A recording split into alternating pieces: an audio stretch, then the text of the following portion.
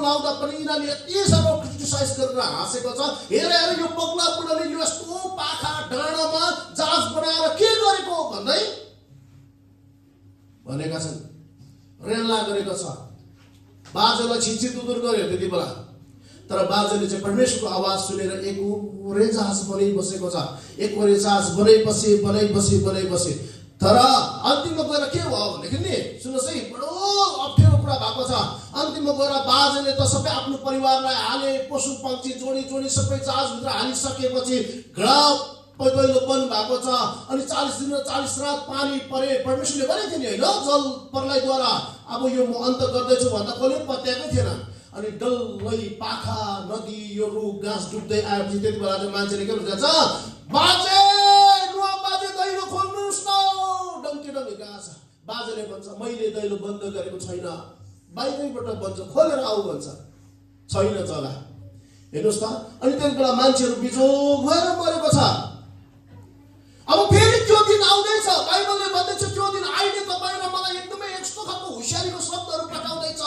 Hello विश्वासी गणहरू, अनि प्रभुलाई नपाउने मान्छेहरू छुट्टो गर, विश्वास गर। अनि विश्वासी गणहरू चाहिँ तिमीहरू प्रस्ताव गर, संसारको ढाँचामा नचलन, फर्क आऊ भन्दैछ। आज पत्याएको छैन, जिस्किँदैछ प्रभुसँग। मित्रगण, अब पानीबाट अब जलबाट संसार अन्त गर्नु नरे, अब त आगोबाट भनेर भनेको छ। आगो उत्पन्न हुन्छ। हजुर, आगो उत्पन्न हुनेवाला छ। के विचार आउँदैछ तपाईँहरूलाई? अब संसार अन्त हुँदैछ, तर आगोले भनेर भनेको छ। आगोद्वारा अन्त हुँदैछ। अनि होसियारी हुनुहोस्, अब अन्तको लागि तयारी हुनुपर्छ। हेर्नुहोस् त, आजको दिन पनि मैले हेर्दै गर्दा कतिजना आएको छैन। हामीले यस्तो स्ट्रिक्ट गर्छौँ आइतबार त आउनै पर्छ भनेर, तर धेरै जस्तो आएको छैन।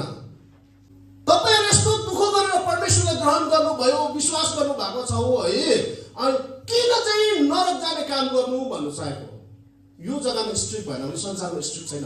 संसारमा त नि जो बेसी के भन्छ फ्रिली उनीहरूसँग के भन्छ एउटै जुवामा नारिनु खोज्छ, नाच्नु खोज्छ, गाउनु खोज्छ, त्यसलाई नै राम्रो भन्छ नि। संसारले स्ट्रिक्ट गर्दैन। स्ट्रिक्ट गर्ने जग्गा यो हो। मान्छेलाई याद गर्नुहोस्, अब अन्तिम लास घरि आउँदैछ, अन्तिममा हामी कुद्दैछौँ। यसै कारणले गर्दा बाइबलले भन्छ अब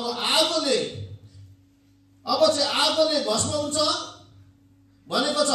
किनभने हाम्रो प्रभु चाहिँ नि आगो हुनुहुन्छ अरे। व्यवस्था 4:24।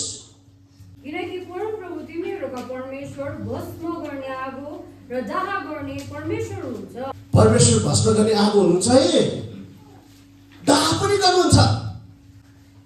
अघि हाम्रो यहाँ एल्डर बलले वर्शिप गरे कि फर्स्ट गाना के थियो?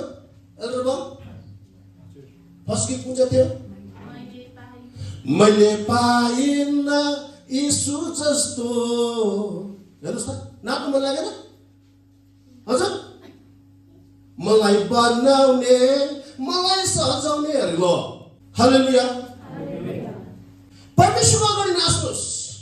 नाच्नु मन लाग्छ, परमेश्वरको अगाडि नाच्नुहोस्। गाउनु मन पर्छ, परमेश्वरको अगाडि गाउनुहोस् है। परमेश्वर खुसी हुनुहुन्छ। भजन सङ्ग्रहको पुस्तक 150:4 अध्यायले भन्छ परमेश्वरलाई झाली बजाउँदै परमेश्वरलाई महिमा गर्नु अरे, गाउनु अरे, नाच्नु अरे। त्यहाँनिर हामी उँधो गएर हामीले पढ्यौँ भने गाउँ नाचेकोमा त्यहाँनिर के अरे खुसी गरेकोले गर्दा त्यहाँले एउटा स्त्रीलाई शराब परे है, सन्तान भएन भनेर हामीले त्यहाँ पनि पढेका छौँ।